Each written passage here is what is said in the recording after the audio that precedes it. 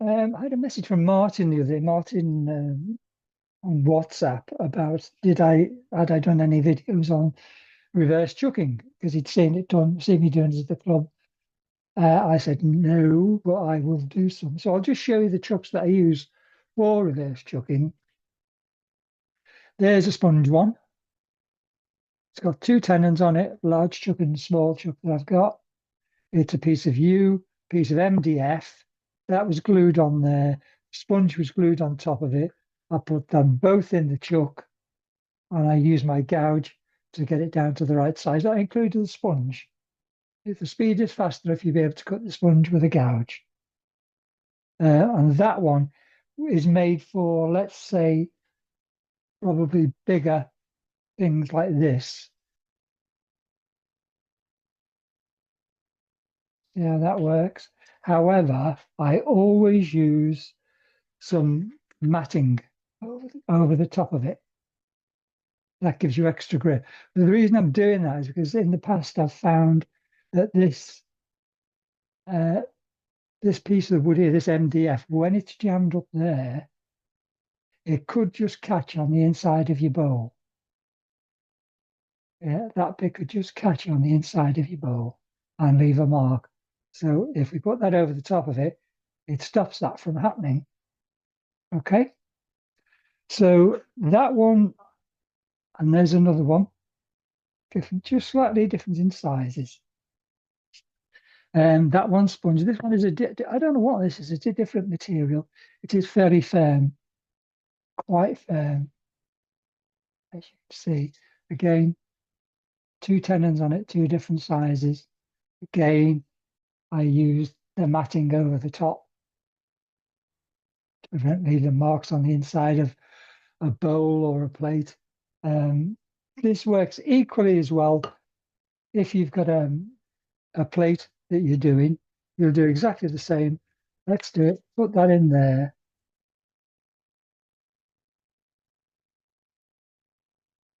Tighten it up. And then I would put that over and I put that on there and I bring the tailstock up and I've got my mark in the middle. This is a piece of Robinia, by the way. So I've got it just right. I can tighten it up. And that actually is not bad at all.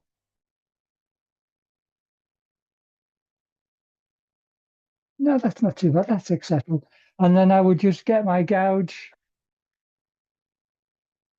excuse me, in there, and I would whittle away at it till it's gone. And that's exactly the same when doing a vessel like this. No difference at all. So that's that, and that's that. What else have we got? Where's my chuck key? There it is. I've also got what's that one and that one. I've also got this one. Excuse me. This has got two purposes. Again, sponge on the top. So I've got a hole in the bottom on that one. So this one can actually go, get rid of that, bring the tailstock up. This will actually go on my tailstock. Why I did this, I don't know. But I mean, there must have been a good enough reason for it. So I've got the plate there, or whatever it is, and I just wind that on. Should we do it? Yes, Chris, let's do it. Okay, so we're going to do that then.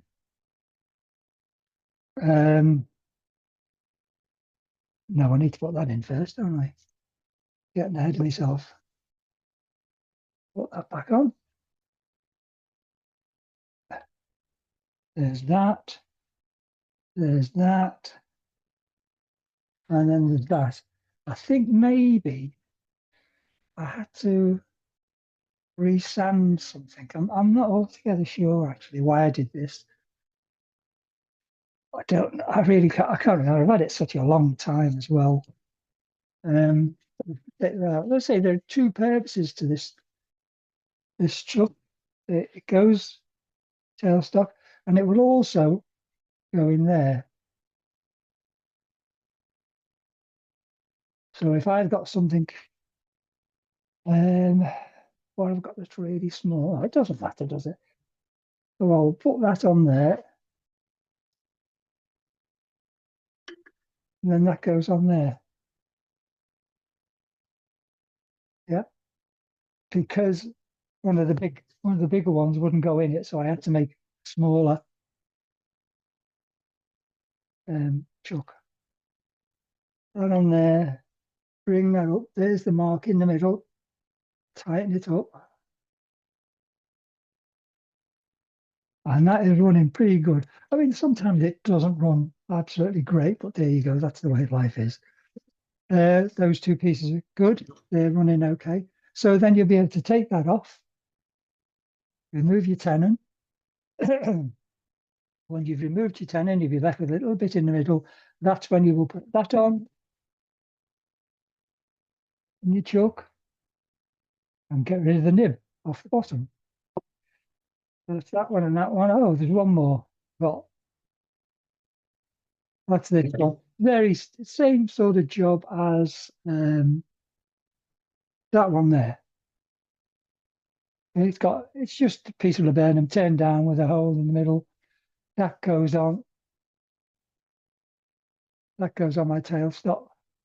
And I've got a little a tap washer on the end so as it doesn't mark.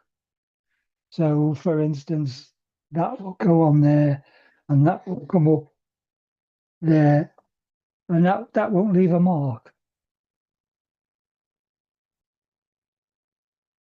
Okay, another way of removing the tenon off the bottom of your turning is to use some coal jaws. Now, I don't use them very often, I have to admit. So take those off. And you probably do need a spare chuck if you're going to use coal jaws, because you don't want to be putting them on and taking them off and putting them on.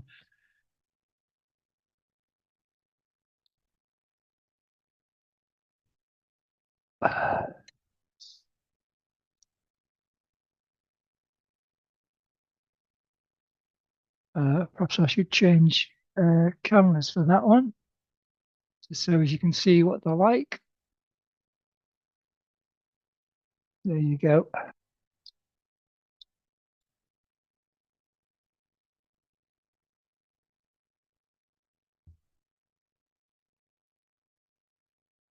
Now these are only a small set. They're not huge, as you can see. Now, there's three settings. 1, 2, 3, 1, 2, 3, all the way around. I've got them on its lowest one because I don't do big stuff. So this can hold your wood either in compression, like a tenon, or it can be held in expansion. So if I was, for instance, I want to take that off there, so I need to open them up or close them down. Whichever do I want an expansion or do I want to cause make a tenon? So if I turn that all the way down, oh, it does, it just fits. Let's go over again, shall we? Video, there you go. Okay, let's do that again. Okay, it's an internal grip. So if I tighten that up now, don't go bonkers on it. You don't want it too tight. Otherwise, with the expansion, you've cracked the wood. That's really good. So I can bring up the tailstock now, and it meets the hole there. So I can lock that off. And what I can do now is then I can remove the tenon completely. I've no need to show you that because you know you just take it right down to there. When I've done that, I can then do the sanding. Okay, can you see that? So if I get rid of that,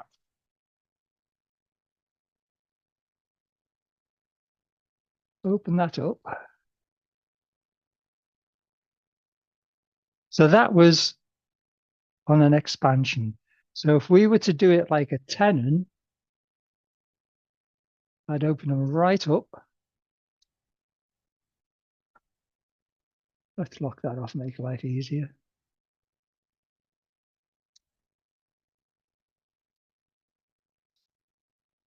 Keep going. Keep going.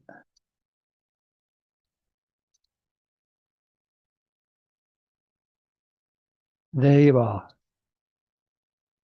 Just gently tighten again.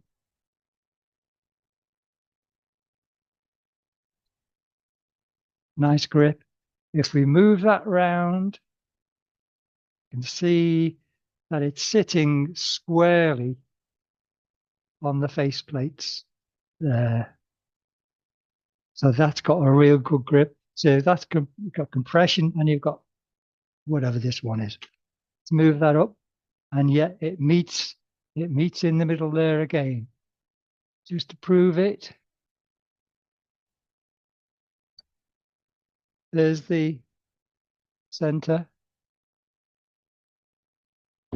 and there it is. So it fits absolutely perfectly. As I say, you'd probably need another pair of jaws. Sorry, another chuck so as you can keep these permanently set up. Let's go back to that one, shall we? Can I open that a bit more? Yeah, there you go. That's it. Now this one might be a bit different.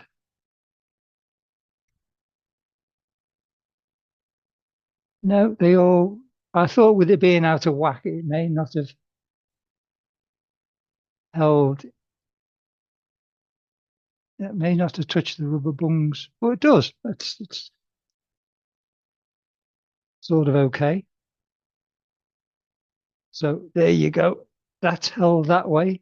It shouldn't mark your wood because they are rubber and you needn't have it really jammed tight. So if I put that on, there you go. That one's all right. Take that off.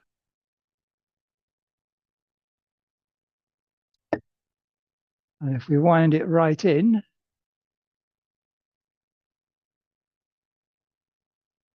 we could probably do an internal grab. I don't know which is best, I've got to be honest. Possibly the internal has the slight advantage as well. There you go. So if we tighten that now, that's sitting pretty good all the way around. Nice grip. So you can probably take your tenon off, do your sanding, jobs are good. And let's go back over once more. There you go.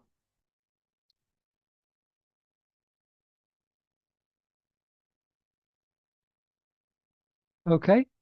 I think jobs are good. And it's I see you could have a spare chuck for these, unfortunately, and I'm fortunate I have got a chuck that I don't use very often, so I'll leave these just on here. Again, I hope that's useful, boys and girls. So no doubt I will see you soon with another video. Until then, farewell. Bye bye.